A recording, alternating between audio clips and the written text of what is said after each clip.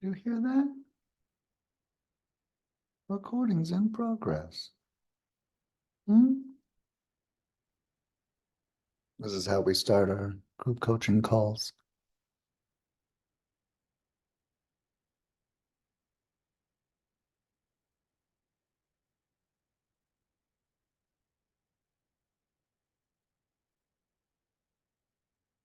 Who's making all that noise?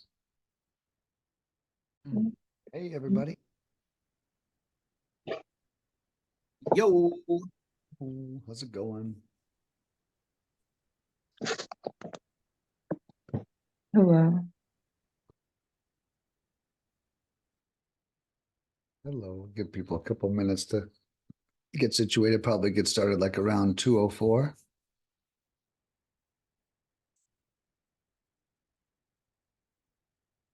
Casey, am I just putting two and two together for the first time? You're the guy from you were the MC.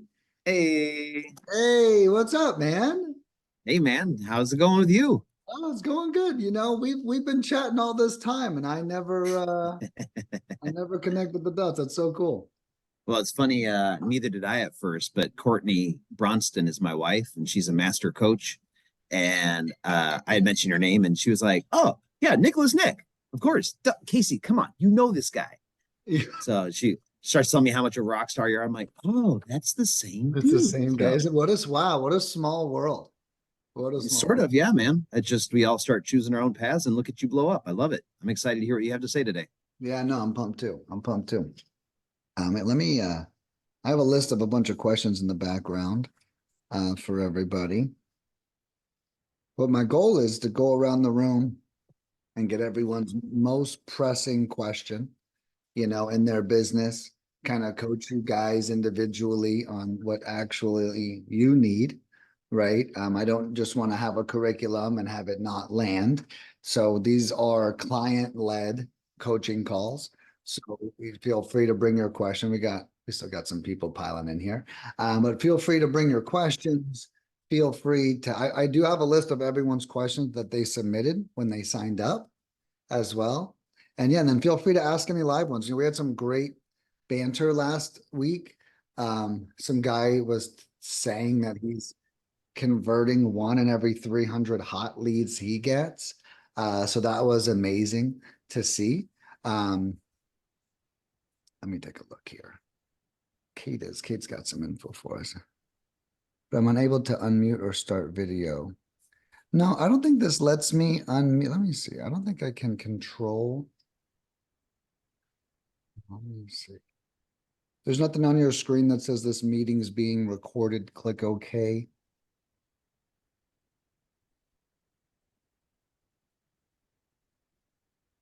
Not sure. Sorry about those struggles, Kate. All right, cool. We got some people piling in here. Let me make sure my water's close by.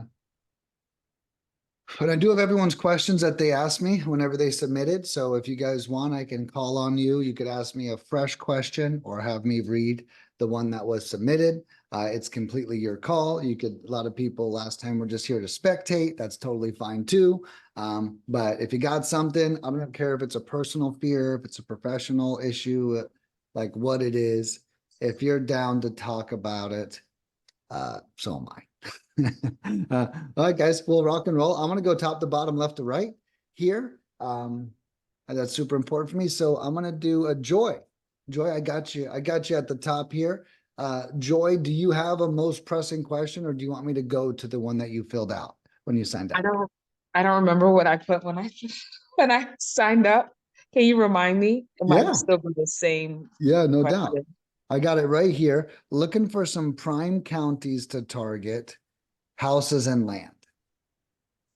Okay. Yes. Market selection, if you will, right? Like, how do we pick the best markets? So that'd be a good way to translate that question. Yeah, that's pretty much where I'm at. And yeah, I think that's the most pressing. Okay, you got it. And you know, market selection is extremely important, right? And I think what's important is for houses, there's a lot more what I'll call no zones, right? In houses. Okay. For land, we honestly get leads almost everywhere. You know, the land leads now, it might be a difference. It might be like 70 leads versus 20 leads, but you're still going to get them. So with land, what I recommend you almost focus on, instead of maybe, is it a hot market? Is it going to get leads? I'm confident we're going to get leads, but are you going to be able to sell the deal?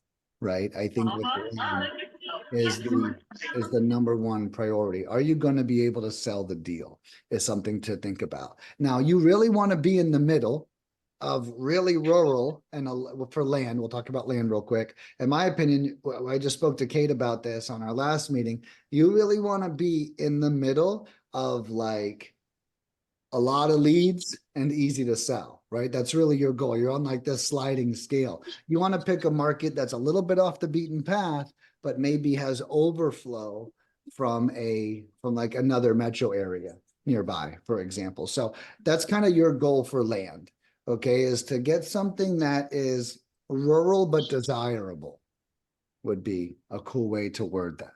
If that's your thing, you know, if you're doing infill lots, that's different. That's like done in cities generally, stuff like that. And then for houses, you know, for houses, the advice is a little bit different. We do have to be selective. With houses, there's one simple rule. The more they're being called by other people, the less leads you're going to get. Plain and simple, right? So with houses, what I recommend is really going for an area that is I call it as suburban as you can stand. That's what I tell my house investors, as suburban as you can stand. And that's basically me trying to say rural without saying rural, if I could be transparent, okay? That's kind of like a little word trick because rural sounds too rural, right? And it is, it often is. There's no doubt there. But I'll guarantee you one thing, you pick a name of a city you've never heard of and have us call and text them, we're going to get crazy leads. I mean, that's just how it goes. It's hands down. But again, can you sell the deal? Right? So we need to find that balance, right? So rural still works, but might be too much. It still works, but it might be too much to sell the deal. So I say as suburban as you can stand. And let's use a city just as an example. Let's say we're in a saturated city, we're in Atlanta or something along those lines, crazy saturated. So I'll give you guys the 5 places I'd stay away from no matter what, real quick. Okay. And this is land or houses, if you want me to be honest with you. Phoenix, Houston, Dallas, Miami, Southern California, and Austin, and Atlanta. I knew I was missing one. Okay. And Atlanta. Okay. These places, no matter what, you do not want to be in the city. Okay. No matter what. I mean, I'm talking, you have competition with steep pockets doing hundreds of thousands of dials per week into those markets. And remember the rule of thumb, the more they're getting calls from other people, the less they're going to be getting, the less leads you're going to be receiving. So with houses, let's say we do pick Atlanta or the Atlanta Metro. What I would tell a client is if you're going to be, same thing, Chantel, for Chicago. If you're going to be in a hot market, you need to pick the coldest zip codes. Now, what does that mean, coldest zip codes? That's the zip codes with the least transactions in them. Okay, because you already know the market's hot, so you need to be in the coldest place. What that means mathematically is that cold ass zip code will technically provide more leads for you than anything else, anywhere else in that city, because it's the coldest area. It's the place with the least competition. You know, like if you were to open up a burger restaurant, you probably wouldn't put it between a Chili's, a McDonald's, and a Burger King, right? So when you're opening up your real estate business, you don't want to go where there's a real estate business on every corner out there. Okay, so that's definitely something to consider. So those are kind of my secrets there. As suburban as you can stand for houses, and with land, you want to find the sweet spot of rural to desirable. Did that help answer your question at all, Joy? It did. It actually did. It's funny because I did 2 campaigns with you guys. I live in Dallas, and the first campaign I did in a more rural, maybe about an hour, 2 hours outside of Dallas, and had a bunch of leads, closed about 2 or 3 deals, my first 2 or 3 deals. That's awesome.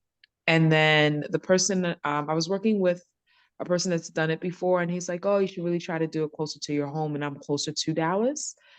And I was like, "I don't think so." He's like, "No, no, no, you need to, whatever." I did it, and not one lead like Right. went anywhere. So what you're saying makes a lot of sense. So thank Right. you. No, thank you. That was, I just love that you just totally supported. You're like, no, this is actual fact. I've got a story for everybody. I hate that that happened. But yeah, it's like, you know, I always tell people the best place to invest is a place no one's ever heard of, especially with houses, especially with and another thing is, little ninja tip, if you ever hear a buyer say that they're buying in a city you've never heard of, be like, what was that? Where's that at? I never heard of that. Because the rule of thumb is if you've never heard of it, chances are other people haven't either. Okay. And that means that we're going to kill it in that market. Now, the first girl ever that hired me in Muncie, Indiana, I never even heard of it till she hired me. She closed a deal her first day. She got a lead. That was a Saturday, and then on Monday she sold it. She only made $3,000 because the house is out there only worth $28,000, but she ended up closing 3 deals from her first campaign with us. And it's not, she wasn't as she was this was her first time ever doing real estate. So it's not always the, you know, the skill set. Sometimes it's what's available in the market. Yes. And at the end, I did want to ask, like, Yeah. sending out, I'm seeing more text because I also own property as well. I'm seeing more text with people putting actual numbers in the actual offer. I wanted to get your feedback on like sending out text blasts that include an actual number offer. Yeah, so I think that, so let's relate that to another business, right? Let's relate that to my business. I think that that is definitely a strategy to make sure that you're speaking to hotter leads. But I think that strategy kills your conversion and your skill set, right? So for example, so I recently had this customer, a couple of clients be like, "Oh, I want to put the offer in the text message." And I think with the text message, it's more okay than the cold call, especially with us. If you're doing both, I don't think it's a bad thing, but I really think that we got to be wary of alienating the seller too soon. I'll give you an example. If we have a great conversation and then you call and you have a great conversation and then you make an offer that's a little bit lower, they're going to be like, "Hey, I'm 2 great conversations in. I like this person." You know, it feels less offensive. If someone just meets you and says a lower number, you're going to be frustrated. Potentially, it's going to hurt more.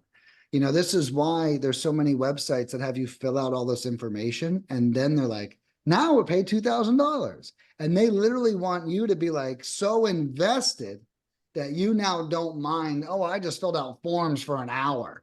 God, of course I'm going to pay the $2,000." So think of that sales cycle with the leads. I would rather have maybe pluses, me personally. I would rather have maybe pluses and convert 1 in 10, okay, than have only super hot leads and get way less leads and then still convert 1 in 10, because that's what I've seen happen anyways, right? Is it's like I've seen that the conversion ratio doesn't change, but I do understand the desire to cut out the riffraff. My point is, have 2 great conversations, then make the offer, then cut out the riffraff. That's what I would do. And I think that that is more time consuming, unarguably, but as a business operator, and then now let's relate that to my business. If every customer called me and I picked up the phone and said, "Are you going to pay me or not? Because I'm not going to spend 20 minutes on the phone with you if you're not going to pay me." Right. And I think making a low offer is very similar to say, "Do you want to be a customer or not?" Like a little early in the relationship. And me, I think maybe because of my restaurant career, I definitely want to have a relationship. Actually, I want and you guys probably know this by now, but I want you guys to love me so much. You almost pay me just because you, and like, oh, I get leads. I just thought I get to call Nick and hang out with Nick for a little bit. I didn't even, I, I get leads too, and it's like, that's my business philosophy, but that's kind of the long answer on putting that in there. I understand it. It will save you some time, but I think it will lose you more deals in the end. And I'll just keep rambling, and it will make you lazy, And so one example is when I first got brought on at LPG, one of their coaches used us, and he spent $500 and we got 32 leads for him. And he goes, I'm not going to call these leads, Nick. I've been doing land for 20 years and that's not my style. I just want to mail an offer. He's like, I don't want to call leads. And I love that. That's not a knock on him, but his strategy has made him lazy. Okay. And now if times shift, and he's probably fine. That's the other thing about direct mail. If you got a big enough bank account, direct mail is going to be fine. You're going to profit off it. But the reality is, if times change, now he's become a couch quarterback, right?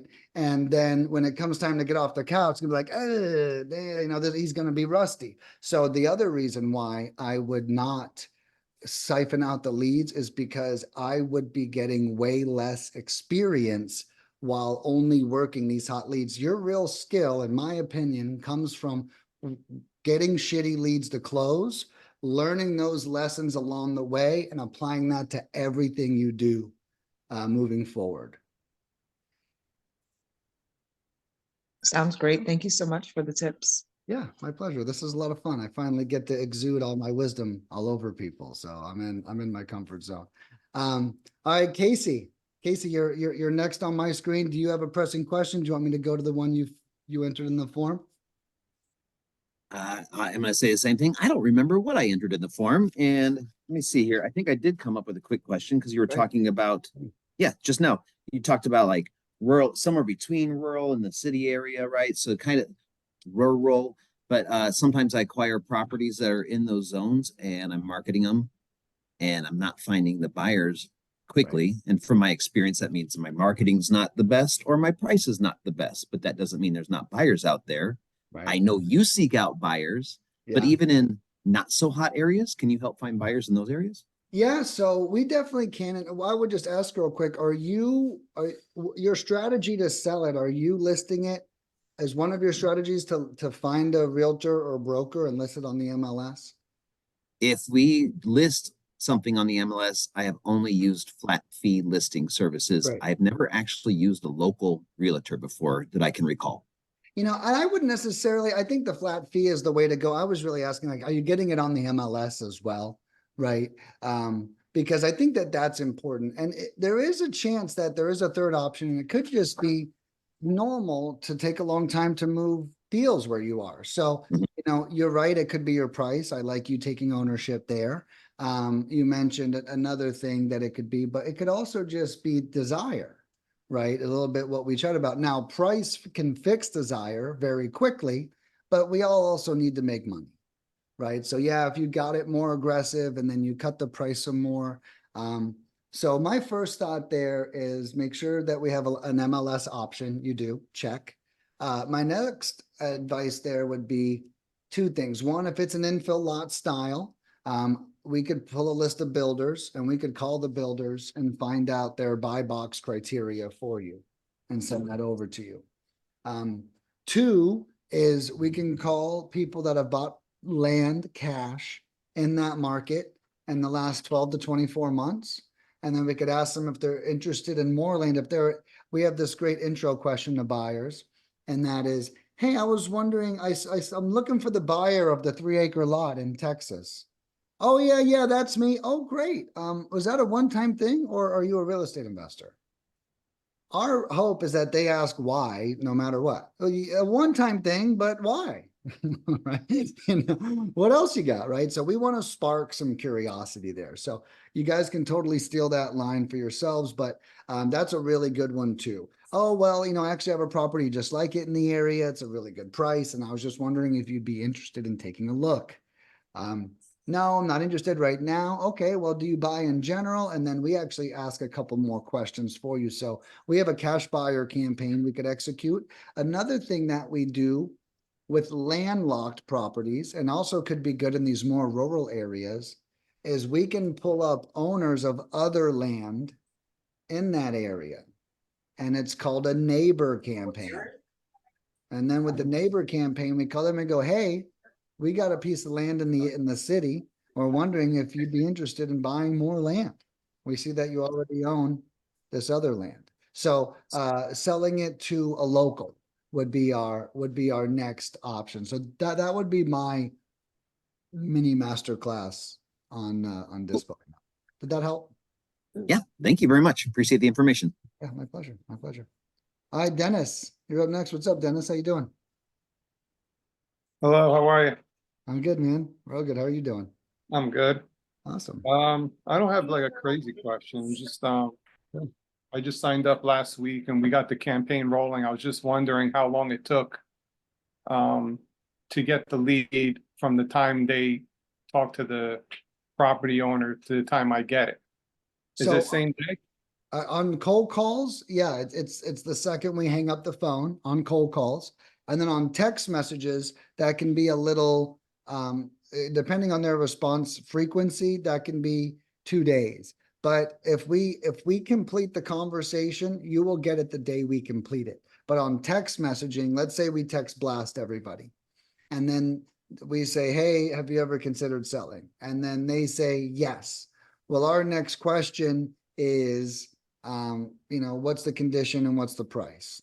Okay. Well, if they don't reply until tomorrow, we wouldn't send you that lead. This is actually a debate I'm kind of having right now, and I would love your guys' feedback. Would you want that yes lead right now, or would you want us to continue but potentially get ghosted? So this is kind of our recent internal debate. Right now, what we do is we wait until they reply, and if they don't reply in 24 hours, we then send the lead no matter what. Just to share with you. But the other debate is, as soon as they say yes, we get that out to our client, and then not follow up or whatever that may be. Okay. And when we're choosing an area, are you advising on rural but not, in the city? Are you helping with us choosing that? So Or you I leave got, it on, you leave it on us?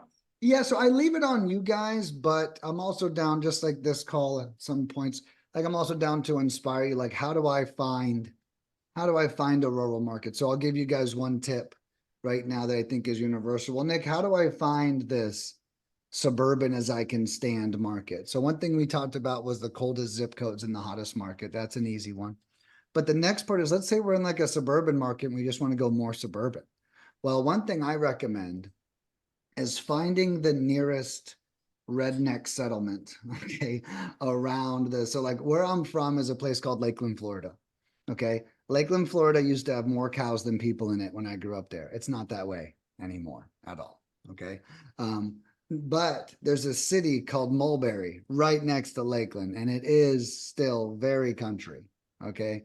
And so it's like, what I would advise people to do is I would advise them to not, maybe, depends on their market, not maybe go into Mulberry, but pick everything that touches Mulberry, right? That's almost guaranteed to be the slowest area in the city, because when the city blows up, or when it swallows areas, it swallows other gentrified areas, right? So you're looking for an ungentrified area, an area that might be gentrified in 20 years, and now you're kind of beating everyone to it. So I'd recommend finding an actual rural crappy market on the outside, and then pick the zip codes around it, is what I would do. And that's almost guaranteed to be the slowest part of the city that you're in too.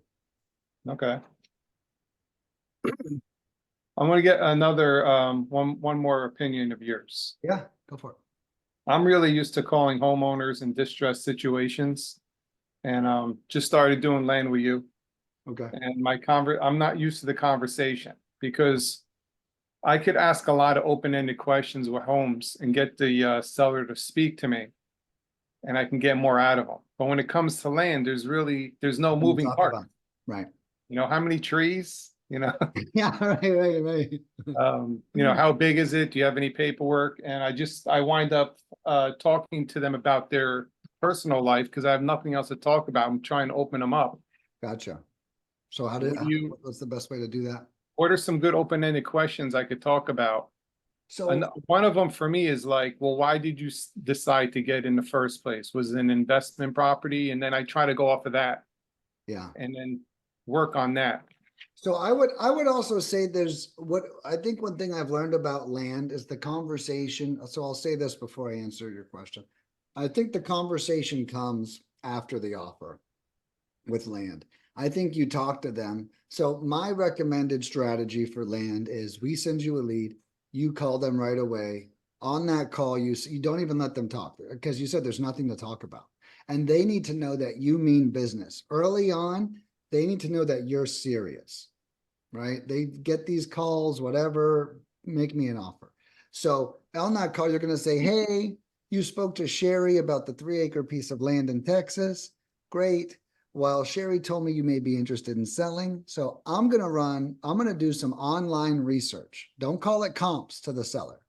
Okay. Speak in the language that they can understand. It's very common that we use the wrong vernacular when we're in public. I'm going to do some online research. And if this property is right for me, I'm going to make an offer in the next 24 to 48 hours. And after you receive that offer, I want you to call me if you have any questions or any feedback, or if we're even close on price. So what you're doing here is you're teeing up how they should respond. Don't ghost me. Don't get mad at me and cuss me out. Call me, talk to me, right? So you're prefacing it. So in my opinion, you send that offer then in 2 days, 1 day, whatever it may be. And then you follow up with them 24 hours after that. Okay. And you say, hey, what did you think? How did it go? So now we have things to talk about. And then I think that's how the conversation goes. Additionally, something I've been teaching that's been really ninja recently is with these leads. I don't want to forget what I was about to say.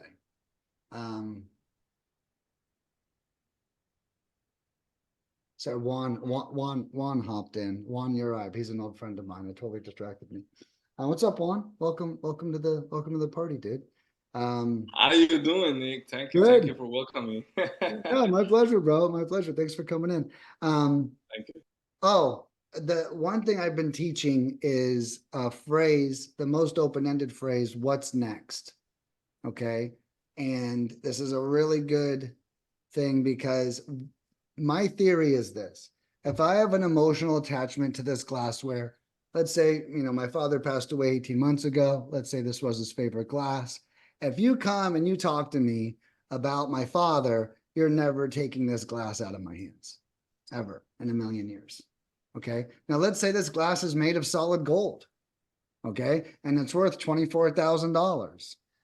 And you're like, hey, Nick, after you get rid of that glass, what's next for you? Oh, well, I'm actually going to buy this new truck I've got my eye on. Yeah, this is going to cover, a truck. Oh, man, that's great. So if you get me thinking about what's next for me, I'm going to throw this at you. Okay, because I can't wait to move on to what's next. Right. So one thing I would recommend is, I think the best open-ended question is, after you sell this property, what's next?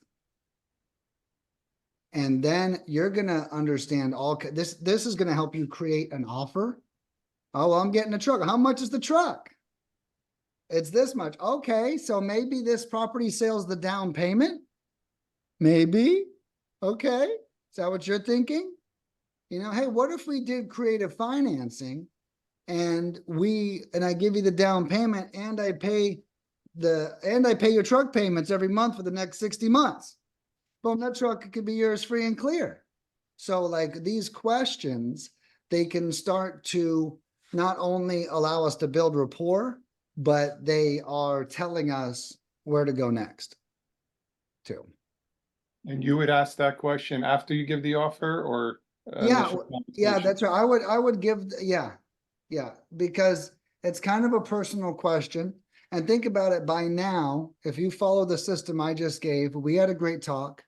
You had a great intro talk, and now you're on the follow-up call.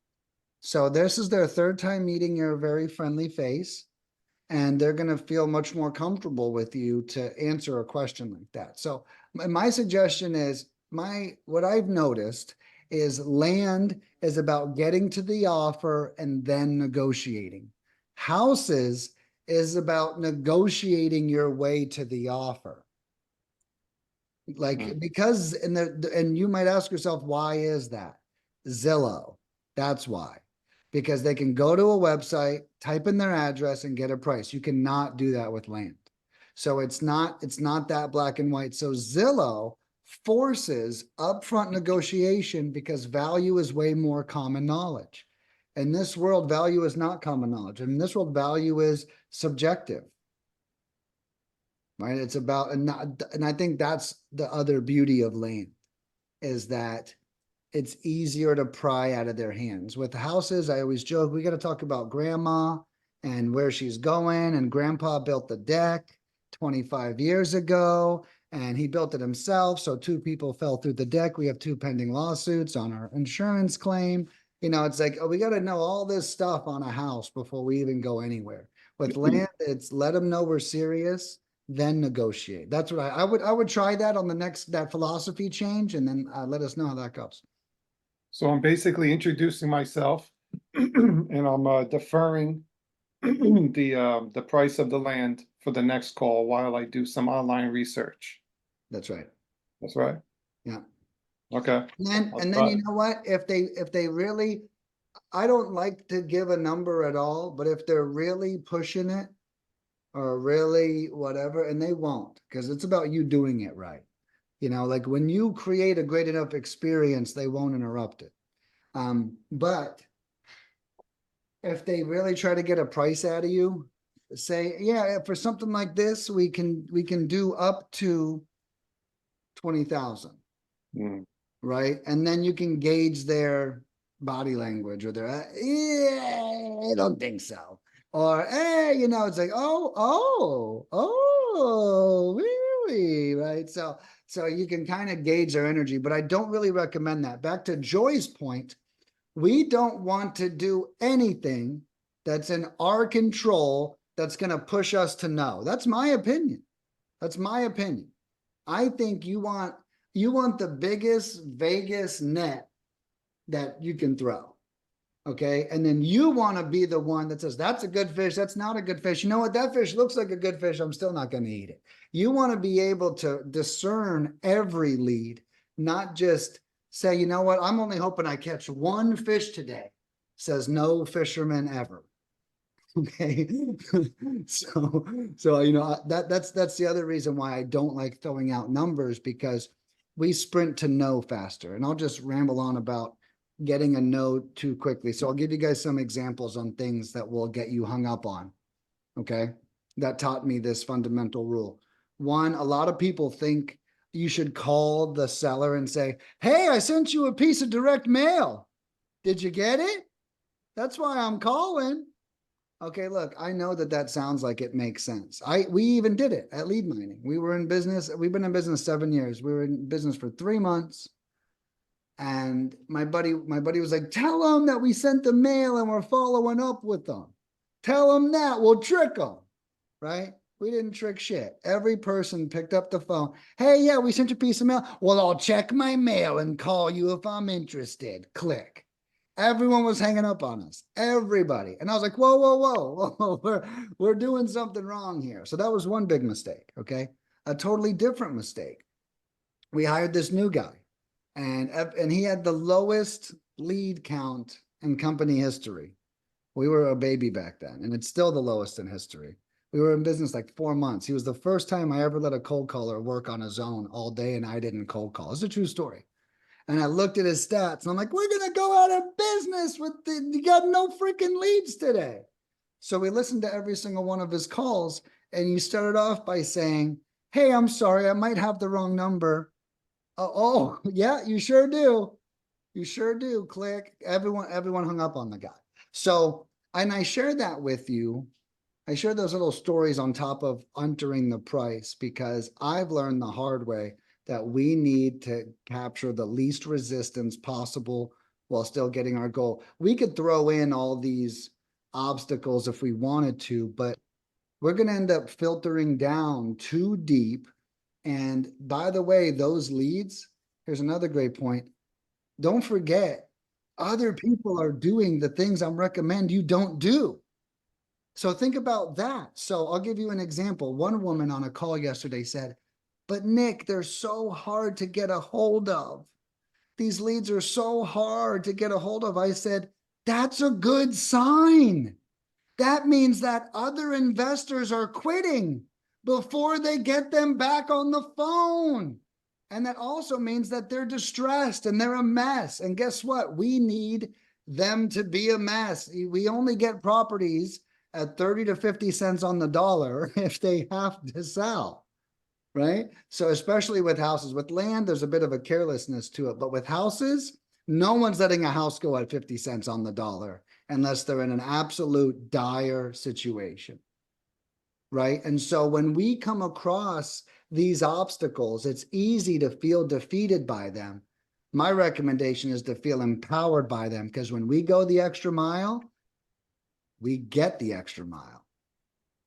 So that would be my last piece of advice there. Man, I love talking way too much. Okay, Kate, you're up next. Can you hear me now? Yes, perfect. Oh, thank God. You did it. Yeah. My question is also about the market selection. That to me is the most challenging part of the business. And honestly, I'm still after 5 years experimenting with counties, looking at different areas and trying to find, that one county that's going to be my bread and butter. And I haven't found it yet. Yeah. So to interrupt briefly, I think as a responsible investor, I said this to a client today, we should always have our next market on deck. We're always going to run out where we are. Yeah. We always are. And I think if we were to rephrase your question as like, how do I get control? Right now I'm picking a county, I'm shotgunning, and then I'm hoping, and then the next one, and maybe I pick too quickly and I shotgun that. And I would look at kind of back to my first point, I would look at how many days it takes a piece of land to sell before you go into the county. And then use that to reverse construct. And you're going to find this, I'll already tell you, the ones with the lowest days to sell, we're going to get you the least amount of leads. That's not no leads, but that's the least. That's because it's so desirable. 3 days on market, that's going to be tough. So you might find your sweet spot in like, I'm just making stuff up, but like 12 to 35 days on market. But like the 0 to 12 could be a sign that, it might be harder to get a lead because if they're going that fast, it means a lot of people are looking, right? Mm-hmm. That's the rule of thumb. So what one trick I would say is two things. One, pick a couple of your favorite metropolitan areas across the nation, which I can tell you have. We just ran over your results right before this call. I saw you were in Tennessee and a couple other places. So pick your favorite metro areas. Then around each of those metro areas, give yourself homework or homework, if you will, to find the average day on market for land in that market. And then look for the county with the sweet spot, like I'm kind of mentioning. So that way we're doing two things. Where you're not just getting the leads and looking for buyers, but you can now compare how many leads you have to days on market. Yeah, that's maybe good. find a pattern. Good idea. Thank you, Nick. You're very welcome. Yeah, my dad, I'm such a math nerd. And I don't know if you guys can relate to this, but there were so many days where I remember doing algebra homework and my father, he was an engineer. So he's like, and I'm 8 or 12 and like so many days fighting at the dinner room table about me not under, he'd be so proud of me today. Wow. I bet he would. Yeah, I got this math shit down. Just took 20 years worth of arguing with them about it, but I figured it out. All right, Ahmad, you're up next. What's going on, man? See if I can find your question here, Ahmad.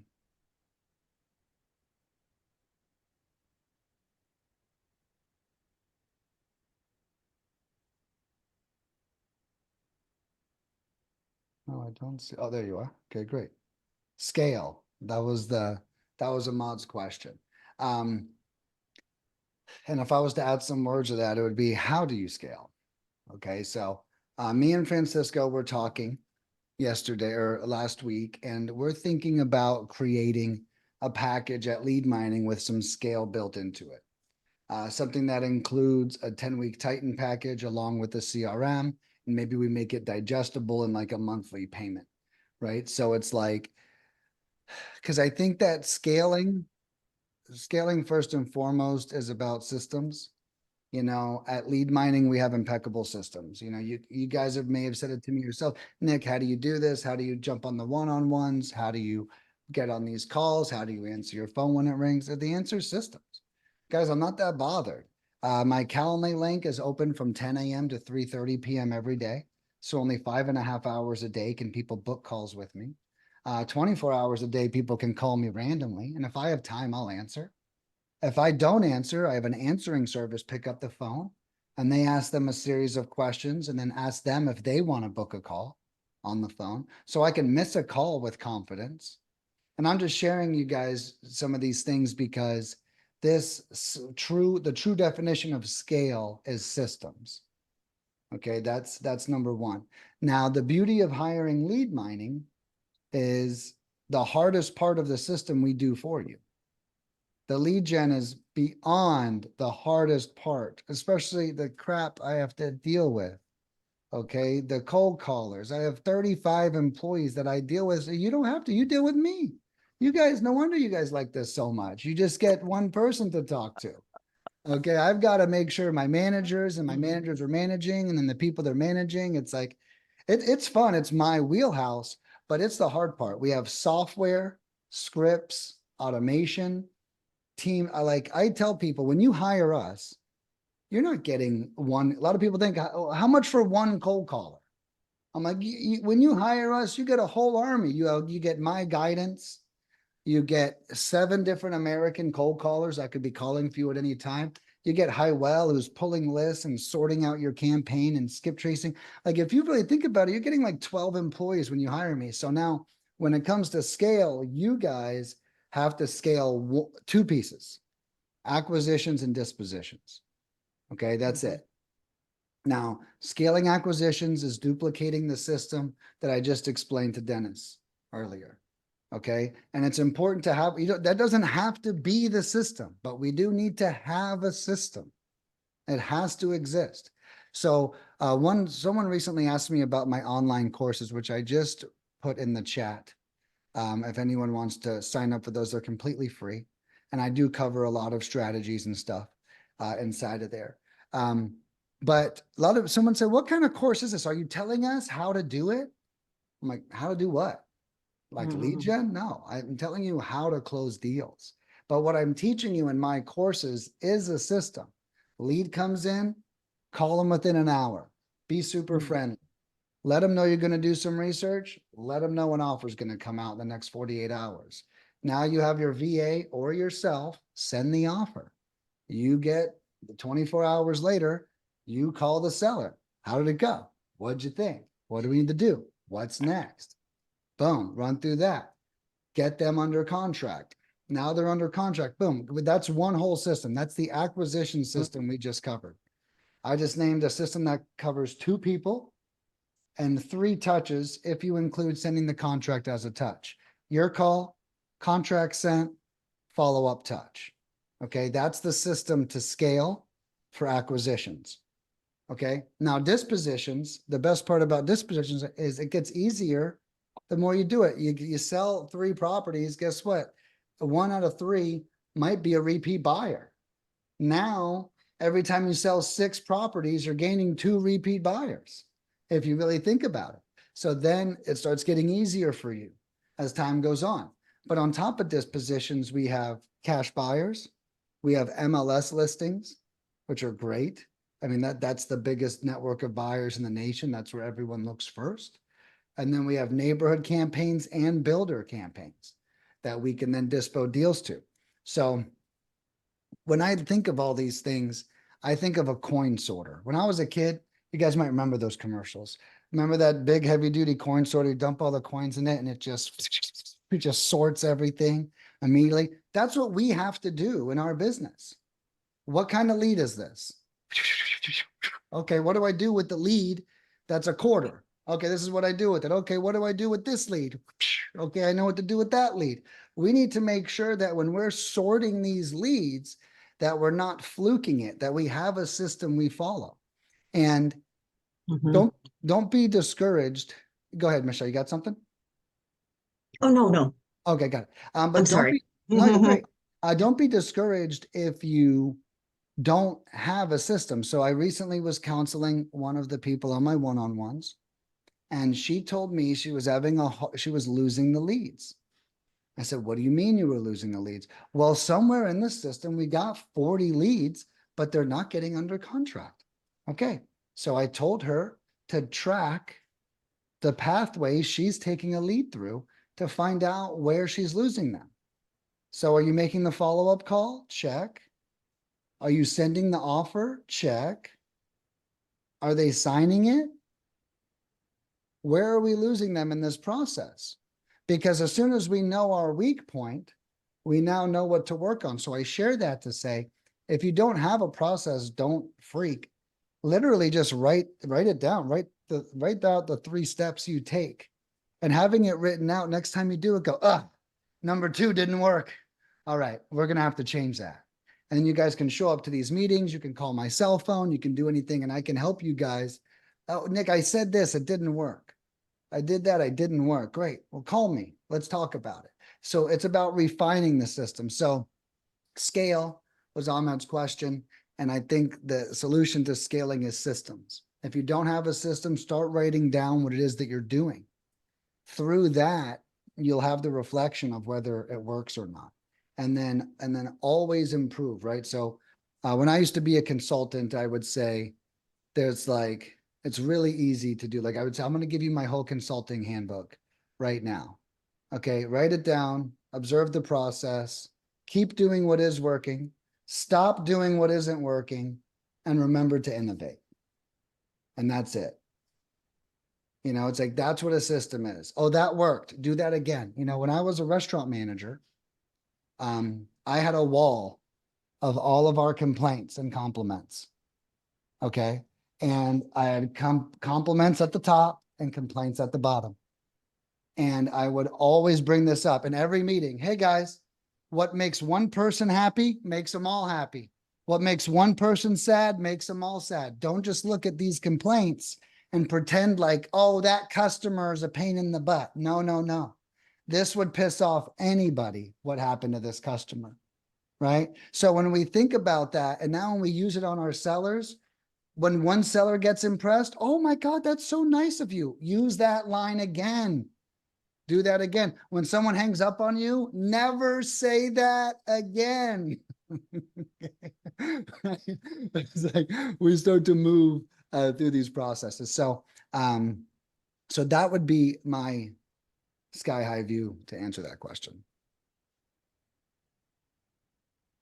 Joy asked a question that I don't really know the answer to. It may seem like a silly question. How do you find the average days on the market for land? The only thing, if anyone has a better answer, feel free to interject. What I would recommend would be with either the brokerage or the realtor that you might have a relationship with, or the one you build a relationship with, you get them to do that research for you. They might know, hey, could you do a search on all the land only and tell me their average day on market? This could be a great opportunity. This actually could be a good icebreaker. Hey, I'm a land investor and I want to buy and sell a lot of land in the area. A couple things. I'm looking for a brokerage to work through. And two, I'm also looking to do some research to see which market in the area is the hottest for me to work. Is there any way that you could get me a breakdown? Or, better yet, could I take you out to lunch and we talk about how we could maybe work together in the future? Now, this is going to do two things. Number one, telling a realtor that you buy things is really important. Taking them out to lunch and being memorable is very important. If they're in front of a piece of crap land that they don't want to deal with, they might go, who was that guy? Who was that friendly man that took me out for that delicious bagel? Man, they were cool. So you're not only getting a network connection, but you're also getting a relationship. You're getting a reciprocal relationship. You might be getting free leads just from that. So that would be my answer to how do we find out the average days on market. That's a twofer. We get a realtor and we get the answer to our questions. All right, Regina, you're up next. Welcome to the party. Let me get your question pulled up here, unless you have a different one for us.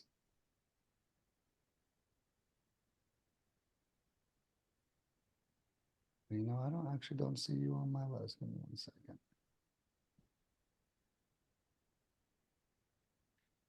You may have signed up after I exported it.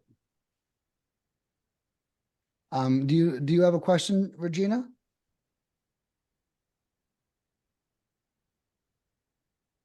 She might be busy.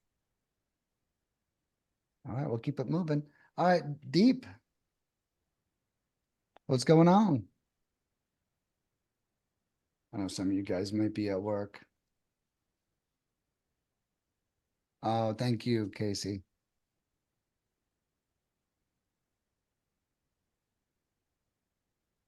Or is your name not Casey? Tell me, what's your name? It is Casey. Okay. Got it. I didn't know if it was. It's actually Casey freaking K. Showing up, man. I'm Casey freaking K, bro. I love it. Oh, perfect. Let's I just go. wanted to make sure. Okay, rock and roll. And then Michelle. Michelle, you got a question for us today?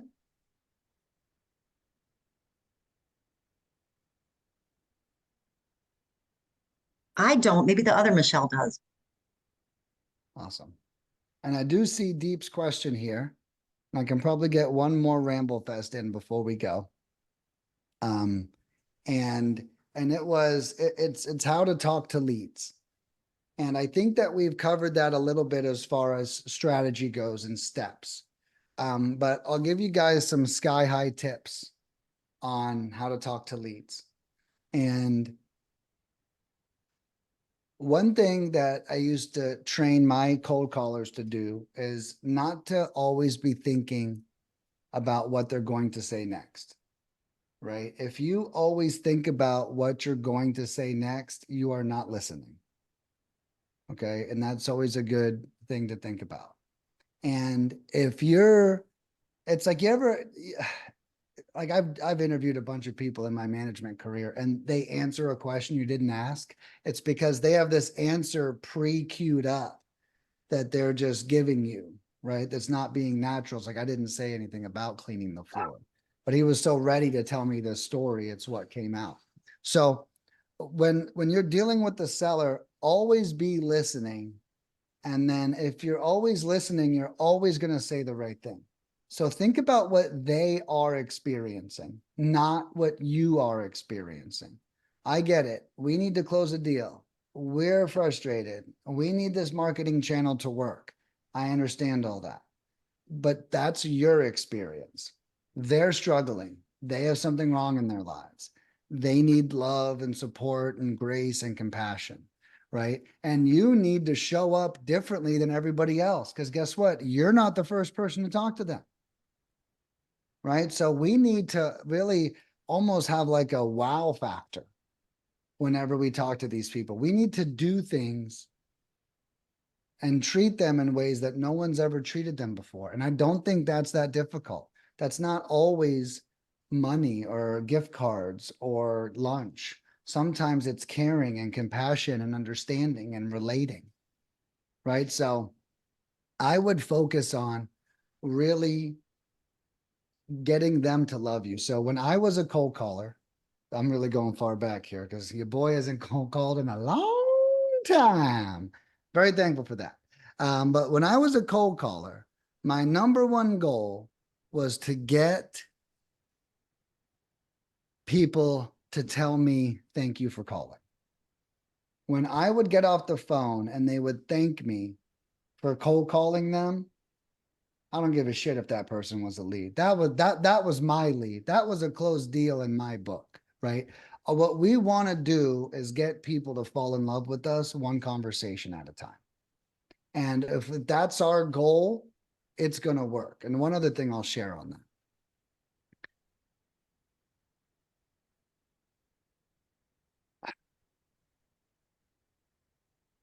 When you talk to these people, really focus on, what was I going to say? I always lose it on my second point. But you really want these people to fall in love with you. And the best way you're going to do that is really to find a way to communicate authenticity to them to like a certain degree, right? So many people want to pretend like they're out of integrity. I had someone be like, look, I'm worried about the integrity because I'm not the buyer. Or says who? You don't even know what the offer is yet. You know, it's like so often we tell ourselves something about real estate investing. Well, I'm a wholesaler. So, I mean, I don't want to say I'm the buyer, you know, I have this like negative connotation around it. Yeah, white down, please. I have this negative connotation about it, right? Well, that negative connotation is going to carry over into your conversation, you know, and you know what? You are the buyer. And I remember one of my first cold callers said to me, she said, Nick, I don't feel comfortable saying I buy houses in our script or something that like we buy in the area. And I was like, okay, yeah, I understand. She's like, I'm just a cold call. I'm not buying anything. I said, okay, are you comfortable saying we buy houses? And she was like, well, yeah, I love that. Yeah, exactly. Exactly. So those little mindset tips that help restore our integrity in the way that we communicate. I mean, that's not a story to joke on this girl for not changing I to we. It's a story that when we have a blockage and we're feeling low integrity, we really have to figure it out. You know, and there's a way to communicate around it. There's a way to communicate authentically. Okay. And that's not, you know, hey, look, I'm going to get this property sold. This is what I do. You know, I work with a lot of people, you know, I'm going to get it moving, whether I buy it myself or one of my friends is, I'm a part of a big network. You know, so it's like, there's a bunch of things we can do to navigate if you also feel insecure about maybe what you're doing. So I think being authentic, having a great conversation, and I would say creating different wins. So the guy that taught me real estate, his name was Cody Sperber. His nickname is the Clever Investor. Okay. And when I was cold calling and people would be very polite and respectful to me and say, thank you so much for calling, or it was great to meet you. I would say the cordial investor strikes again. And like, that was like my whole vibe, was to just make friends with these people. And I can tell you guys, if you get on every call and your goal is to be friendly and make friends, that's exactly what's going to happen. You know, and it takes the pressure off of everything. You know, I'm single, not that this is much of anyone's business, but when I date, I'm not like, hey, I'm looking for my next wife. That's crazy on a first date to think about, right? It's like, hey, I'm meeting a super cool person and they might be a great friend of mine. When we make these pivots, we show up 1,000% more authentic. I've never had more second dates in my life than when I just show up as a friend. Okay. And if I show up with intention and all this stuff swirling around in my head, it messes with the outcome that I'm looking for. So take some pressure off yourselves and just try to be friends with this person. And I promise that's gonna you're either gonna close that deal or it's gonna teach you way more than it would have without it. All right, rock and roll, guys. Well, I rambled right till 3 o'clock. We killed it. We killed it today. Does anyone have any questions in closing? Anything that came up? Any rebuttals to anything that I said? Feel free to argue with me. I have a quick question. Yeah. How are you sending the offer? Are you doing by email or are you doing verbal? So I don't recommend verbal because that puts me, for me, that puts us again with the house verbal, just to be clear. With land, I would ask them, hey, so in that script, the piece I left out is I'm gonna send that email out in the next 2 days. Do you prefer that on email or regular mail? Hmm. That's what I would recommend.